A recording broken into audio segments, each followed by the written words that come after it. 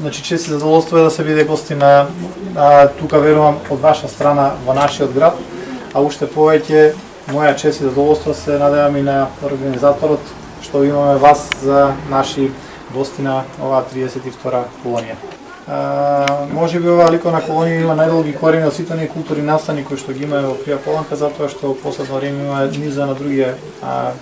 настани кои што се од сферата на културата, но не толку вредни како што е оваа ликовна колонија. Пред се од аспект на тоа што имате можност да се запознаете со нашата традиција и култура, на она што се нарекува начин на живење во Крија Паланка, но уште повеќе од аспект на тоа што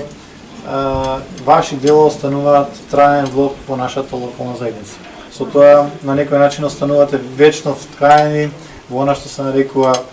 локална заедница, она што е Крија Паланка, и верувам дека тоа ќе прави уште поголема чест и задоволство